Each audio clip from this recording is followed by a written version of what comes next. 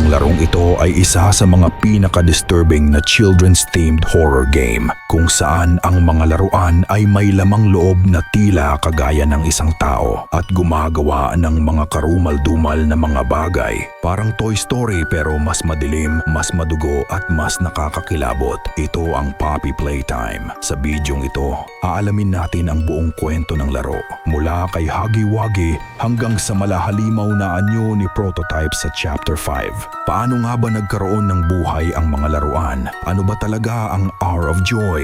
At sino nga ba talaga ang player? Bago tayo magsimula, make sure to like and subscribe. Nagsimula ang lahat sa isang advertisement ng isang doll mula sa company na tinatawag na Playtime Co.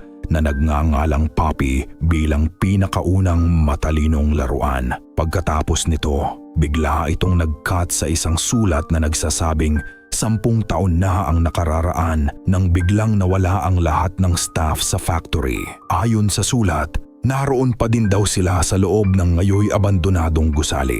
At sundan lamang ang red na bulaklak. Dito ay nakuha mo ang isang gadget na tinatawag na grab pack na may extendable wired arms na makakatulong sa iyo sa pag-navigate at pag-progress sa loob ng factory. Habang nag-iikot ka sa loob ng factory, dito mo unang makikilala si Huggy Wuggy, isang asul na nilalang na may matatalas na ngipin. Sa huli, hinabol ka niya ngunit nagawa mo siyang mapabagsak. Gayunpaman, ikaw ay natrap na ngayon sa loob ng pabrika. Pagkatapos nito, na-unlock mo ang isang silid kung saan napalaya mo si Poppy. Si Poppy ang doll na na-advertise noong una.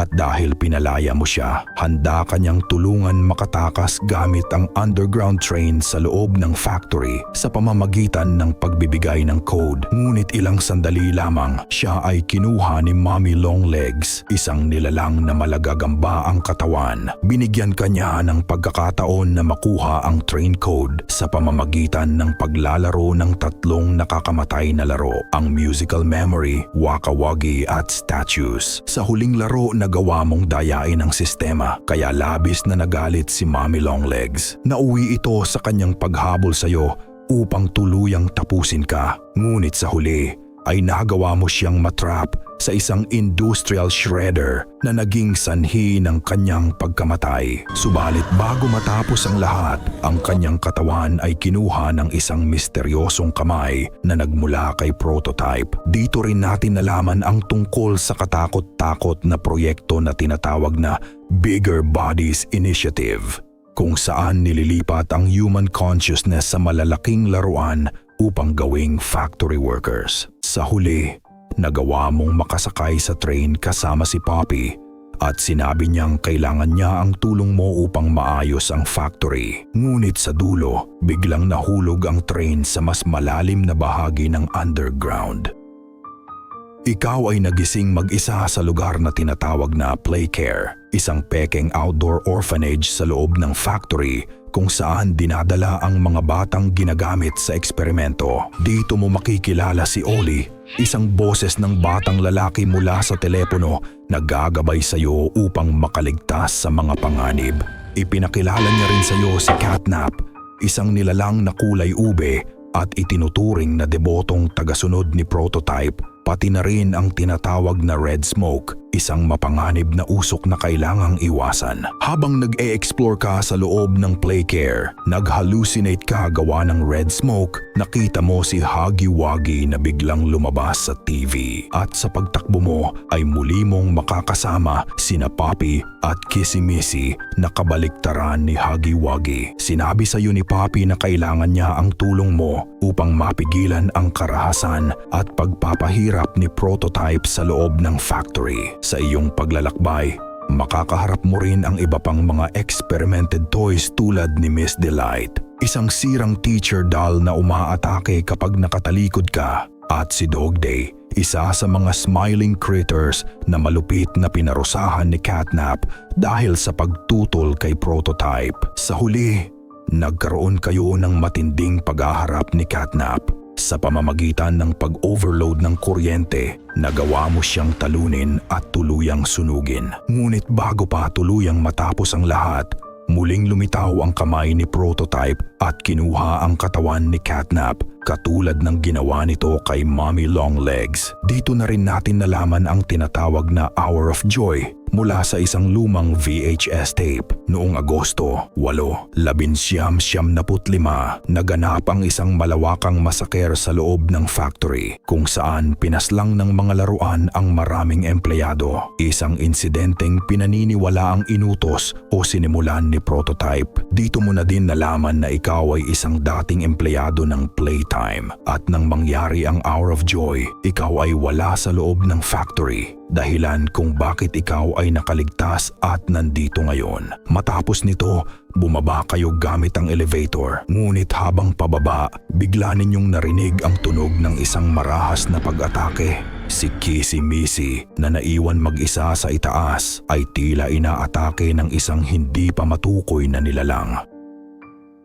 Wala kayong nagawa dahil nasira ang control ng elevator, kaya nagpatuloy kayo sa pagbaba patungo sa lugar na tinatawag na Sub-Level 5 o mas kilala bilang The Core, ang sentro ng buong factory kung saan isinasagawa ang pagbibigay buhay sa mga laruan. Dito mo makikilala ang doktor at pangunahing utak sa likod ng Bigger Bodies Initiative, si Dr. Harley Sawyer. Isa na lamang siyang digital entity na nakikipag-usap sa iyo sa pamamagitan ng mga speaker at nagmamasid gamit ang mga kamera. Isa siyang dating tao na nakaligtas noong Hour of Joy at kalaunan ay inilipat ang kanyang kamalayan sa system ng factory upang manatiling buhay. Ipinailalim kanya sa iba't ibang life-threatening challenges upang pahirapan at tuluyang pabagsakin. Isa sa mga panganib ay ang Red Smoke. Pinakawalan din niya si Experiment 1210 na kilala bilang The Pianosaurus, isang bulag na halimaw ngunit may matinding sensitivity sa tunog kaya't ginagamit nito ang ingay upang matukoy ang iyong lokasyon. At ang Yarnar B,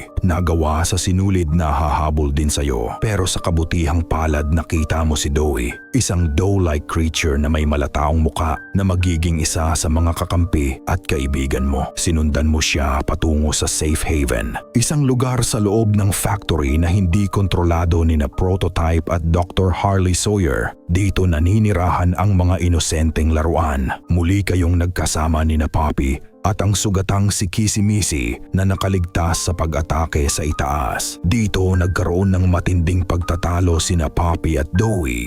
Gusto ni Poppy na sirain ang buong factory at tuluyang patayin si Prototype upang matapos na ang lahat ng karahasan.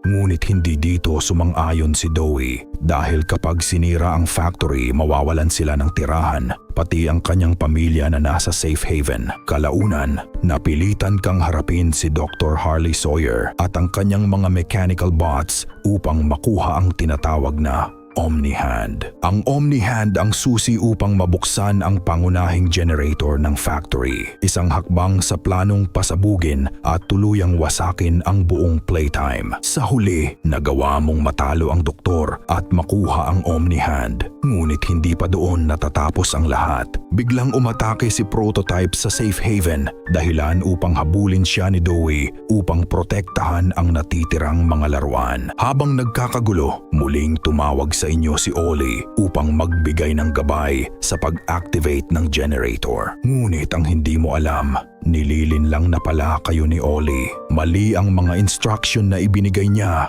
na nagresulta sa overload ng generator at isang malakas na pagsabog. Nasira ang Safe Haven at maraming inosenteng laruan ang nasawi. Dito ninyo natuklasan na si Ollie ay hindi ang inosenteng batang gumagabay sa'yo. Siya pala ay konektado kay Prototype at ginagamit lamang kayo upang maisakatuparan ang kanyang plano. Nang bumalik si Doe at makita ang pagkawasak ng Safe Haven, labis siyang nadurog sa sakit at galit.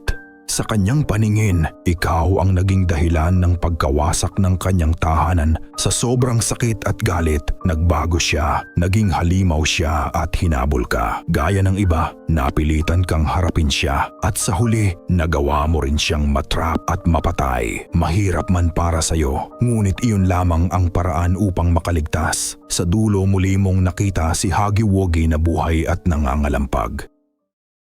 Nang ilang sandali lamang sinira niya ang pinto sa iyong harapan at hinabol ka. Hinablot niya ang grab pack mo galing itaas dahilan upang mahulog ang elevator pababa. Nagising ka sa Lower Research Labs, isang lihim na bahagi ng factory kung saan isinasagawa ang mga eksperimento at kung saan ginagawang laruan ang mga bata. Habang naglalakbay ka sa mas malalim na bahagi ng lugar, sinubukan kang hulihin ng mga nilalang na tinatawag na wrong side Optimals, mga eksperimento na ginawa ni Prototype na may matinding takot sa liwanag. Kalaunan ay nakahanap ka ng flashlight na naging susi upang makaligtas sa panganib. Sa kabutihang palad, nakilala mo si Giblet na tumulong sa iyo upang makaligtas sa mga Optimals, mag-solve ng mga puzzles at ma-recover ang iyong grab pack na mas lalo pang napalakas. Habang nagpapatuloy kayo sa paglalakad sa loob ng laboratorio, makikilala mo rin si Chom Chomkins na tumulong sa iyo upang maitago ka kay Prototype gamit ang kanyang malaking bibig. Sa wakas, sa ilang sandali, ipinakita rin ang mga alaala ni Huggy Wuggy, ang kanyang nakaraan bago siya naging halimaw gamit ang isang chamber. Habang patuloy mo siyang tinatakasan sa loob ng factory hanggang sa makarating ka sa lugar na tinatawag na Sweet Street, kung saan muli mong nakita sina Poppy at Kissy Missy matapos kayong maghiwalay noong Chapter 4. Ngunit ngayon ay nakakulong sila sa isang kulungan na nilak ni Lily Love Braids, isang dating empleyado ng Playtime Company na may kakayahang kontrolin ang kanyang gumagalaw na buhok. Plano niyang ibigay kayo kay Prototype upang makuha ang parangal at pagkilala na kanyang inaasam. Dahil dito, pinaghanda kanya ng isang tea party. Ngunit nang dumating si Prototype sa nasabing party, doon mo nakita ang kanyang tunay at nakakatakot na anyo. Sa galit nito ay sinira niya ang mukha ni Poppy dahil naging traitor ito sa kanya. Sa gitna ng kaguluhan, naging bayani si Kissy Missy nang atakihin niya si Prototype at kasabay nito ay kumalat ang red smoke na naging pagkakataon upang makatakas kayo. Sa huli, namatay si Lily Love Braids nang bumagsak ang pekeng ulap na kanyang kinatatayuan. Pumunta kayo sa Reanimation Labs kung saan muli kang muntik atakihin ni Huggy Wuggy. Ngunit nang makita niya si Kissy Missy, bigla siyang tumigil.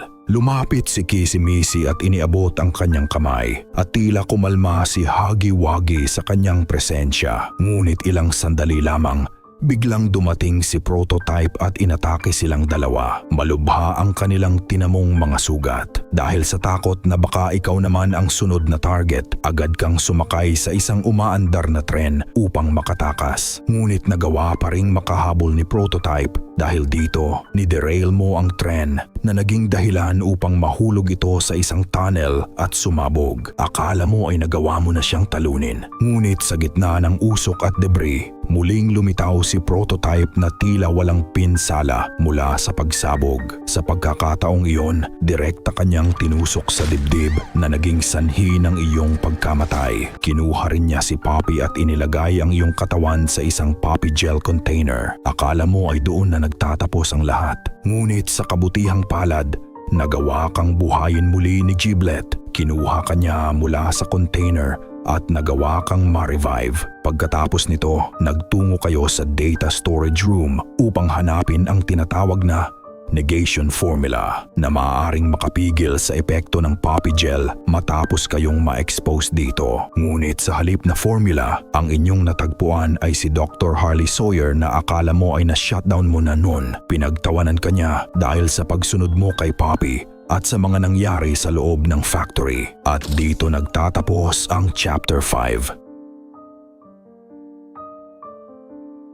Sa ilang mga note na natagpuan sa loob ng factory, nalaman natin na hindi lamang Playtime Company ang gumagawa ng mga eksperimento. May binabanggit din na isa pang facility na tinatawag na Play Park na matatagpuan sa Tokyo, Japan. Dahil dito, may posibilidad na sa mga susunod na chapter ay doon tayo dadalhin ng kwento. Kung nagustuhan mo ang video na ito at kung excited ka na sa susunod na kabanata, huwag kalimutang i-like ang video at mag-subscribe.